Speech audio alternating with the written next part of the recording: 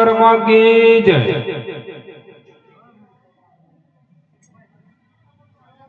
આજના પાવન પ્રસંગમાં અબલોવા મુકામે ભક્તરાજ અમારે બળવંતભાઈના નામ સ્મરણ નિમિત્તે આજનો ભજન સત્સંગ મહિમા તેમના સુપુત્ર શું નામ હતું?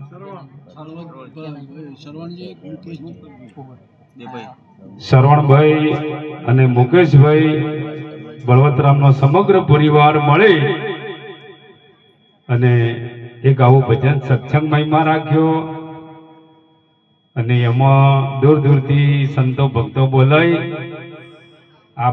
દર્શન પરશનનો લાભ અપાયો, ધનનો સદુપયોગ કર્યો। કોટી કોટી વંદન। આજના ભજનમાં અમારે અબલોવા પવિત્ર ભક્ત મંડળ, ભાઈઓ બહેનો, માતાઓ, વડીલો અને મોગેરા મહેમાન, વ્યાસપીઠને દીપાવતા પરમ પૂજ્ય સંત શિરોમણી આપણે અબલોવા નિવાસી અમૃતરામ મહારાજ, અહીંયા અમારે પાદળીથી મહાપુરુષો વધારેલા છે અને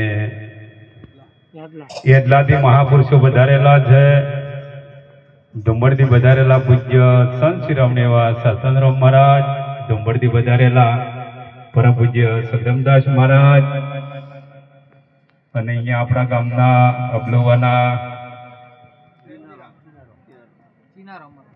ચીનારામ મહારાજ અને અમારે ધુંબડથી વધારે શારદાબા અને બાજુમાં સમૌથી વધારે મહાપુરુષો નામી અનામી ભજનમાં વધારી આપણા નવો દર્શન પરશનનો લાભ આપ્યો। કોટી કોટી વંદન।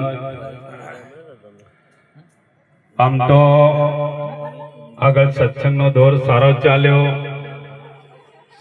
અને આજના ભજનમાં પણ બધા સરસ વાણીના ગવૈયા વધાર્યા છે, મોજ કરાવે છે।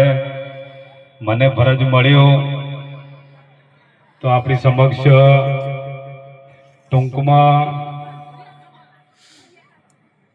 મંતવ્ય રજૂ કરું। ખરેખર હમણે કોઈને વાત કરી હતી કે સંતોના શબ્દો ખૂબ કિંમતી છે, કે ભજનમાં આવ્યા છો તો મહાપુરુષો, વેદ પુરાણ, સંતો, શાસ્ત્રો એ આપણને માર્ગદર્શન આપે છે। તો ભજનમાં આવ્યા તો લક્ષ્ય રાખજો, પાછળ થોડી વાતો વધારે થાય છે, આ બાજુ અવાજ આવે છે કે શાંતિ જાળવજો અને વાતમ રહો તો ઉજાગરો થઈ જશે કે ખરેખર આપણા મહાપુરુષોએ વાણીની અંદર આપણને એક માર્ગદર્શન આપ્યું છે અને એ આપણા માટે જ આ વાણીઓની રચના કરતા જશે। કે કોઈ મહાપુરુષે વાત સરસ કરી કે આદિ મેં આદિ ઘડી અને આદિ મેં પુણી યાદ, તુલસી સંગત સંત કી તો કોટી કટે અપરાધ। એ જો થોડી વાર સંતનો સંગ થઈ જાય તો એ વાતને ટેકો આપતા ડુંગરપરી મહારાજે વાત કરી, અંશા હાલો સદગુરુ વાળા દેશમાં તારું કરેલો કરમ મટી જાય એવો સદગુરુનો દેશ છે। ગુરુ કરાવે ખરા, અમારા ગુરુ જબરા છે, મહાન છે, વખાણ જબર કરે, પણ ગુરુ કે એમ કરે ના, ભુવા કે એમ જબર કરે, ગુરુની વાત ને ઓછું માને અને જો ગુરુની વાત ને માને તો કલ્યાણ થઈ જાય।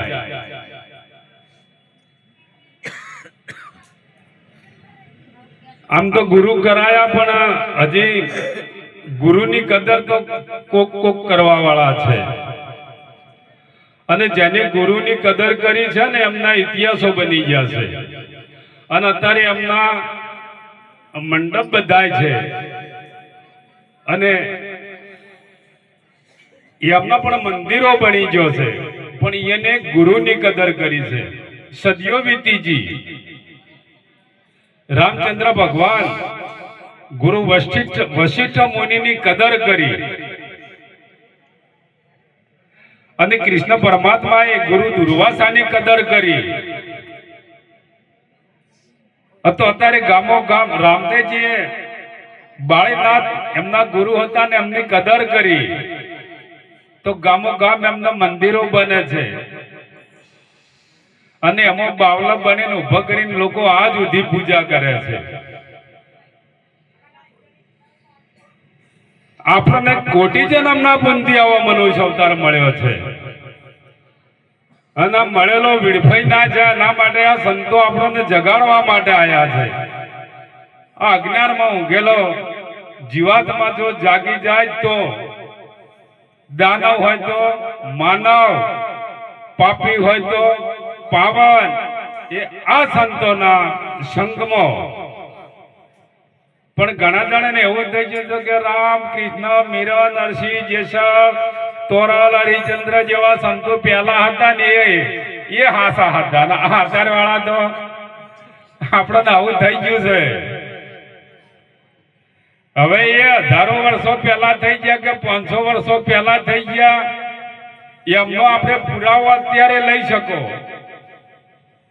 એમનું માર્ગદર્શન લઈ શકો, પણ એ આપણને મળે ના મળે, આપણને માર્ગદર્શન ના આપે.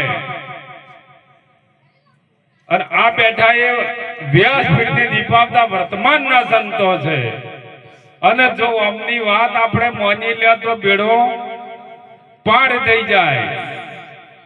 પેલા મળવાના નથી અને અમની વાતને આપણે માનવાના નથી તો આપણી વશમાં કેવી દશા આવે. પણ જો ગુરુની દ્રષ્ટિ મળી હોય, ગુરુની શાન મળી હોય તો એક વાણીની અંદર સરસ વાત કરી છે, આવા પણ હરિના ગુણ ગઈએ, આવો મેઠો મેળાવો, ઉંદરે મેળાવે મોટા મુનિવર મળ્યા. કને ખરેખર આ નાણું છે જૂનું અને વેપારી છે નવા. ગામની અંદર મફારો ભંગારી આવે એ કે પેલો લોખંડ નું ભંગાર લઈ જાય, પ્લાસ્ટિક નું ભંગાર લઈ જાય અને પછી ફેક્ટરીમાં લઈ જાય અને એનું એ ગાળીને પછી ભાઈ નવું બનીને પાછું આવે. એમ આ તમે રોમ કહો છો કે કૃષ્ણ કહો છો કે મીરા કહો, આ મોડલ બદલીને આવ્યા છે અને એના એ છે બીજા નથી. પણ આ તો જો શિષ્ય સુરા અને ગુરુ પૂરા, પૂરા ગુરુ મિલ આયા મેં તબ જાણું, પૂરા ગુરુ મિલ આયા મેં તબ જાણું. ખરેખર તો જો ભજનમાં વિરોધ કરાવે તો આપણે એનો સંગ છોડવો પડે. મહાભારતની વાત કરું તો દ્રૌપદીને 5 પતિ હતા અને એ ભરી સભામાં દ્રૌપદીનું દુર્યોધન અને દુશાસન ચીર કહેતા હતા તો પેલા પોસા તાચીને બેહી રહ્યા હતા. અને શ્રી કૃષ્ણ પરમાત્માએ આવી અને 999 ચીર પૂરી દીધો. માટે કરીને ભજનની અંદર વાત કરી, હરિને ભજતો હજુ લાજ કોઈની દાતા જોણી, જેની સુરતા સોમળિયાની સાથ વદે વેદ વાણી. ભજન કરો, ભજન કરો, અને ભજન સિવાય ઉધાર નથી.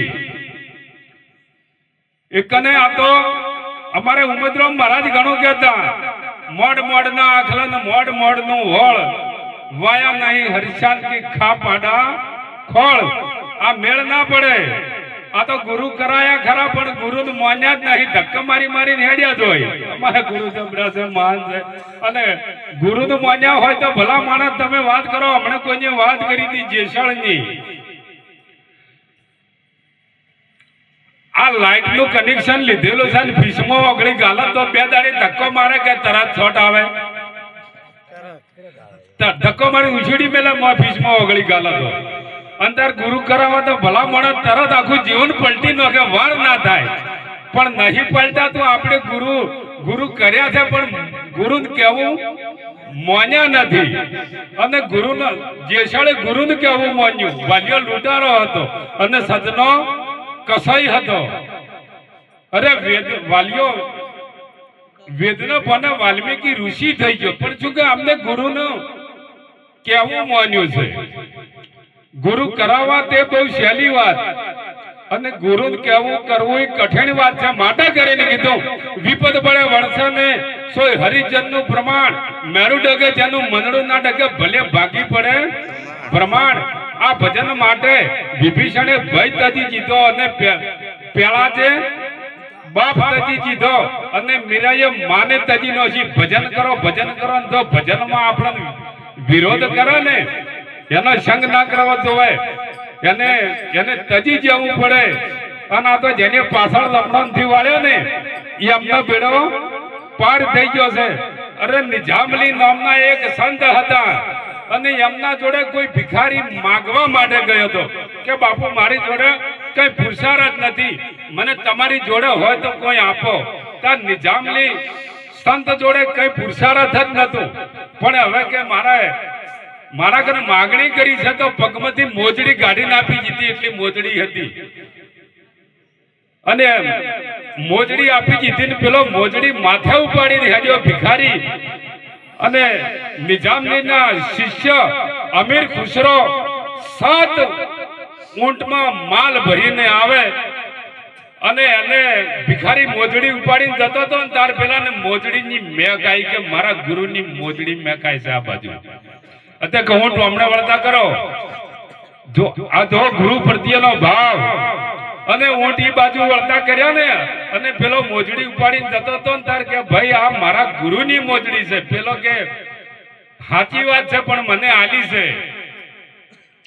તો કે તારે હવે જે જોવાય હું આપી દઉં પણ મારા ગુરુની મોજડી મને તું આપી દે. તો 7 ઊંટ ગાંઠ અરે 7 ઊંટ ભરેલો માલ હતો ને એ અમીર ખુસરે પેલા ભિખારીને અર્પણ કરી દીધો.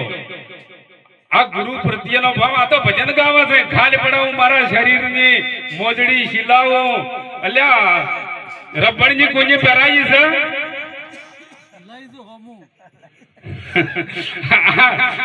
ગાય કોઈ દાડો પાર આવે એવો નથી મૂકવું. આપણે આ જે વાણી કહે છે ને એવું જો જીવન બનાવો તો બેડો પાર થઈ જાય, કલ્યાણ થઈ જાય.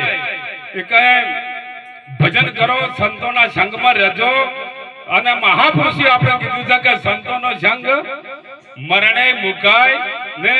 એ કે આ આપણને જગાડવા માટે છે, જાગી જો. હજી પણ આપણે સંતોનો લાભ લેવાના છે. ઢોલક માટે ઉછીલા મળ્યા. એક પદ રજૂ કરું, બધા સાથ સહકાર આપજો.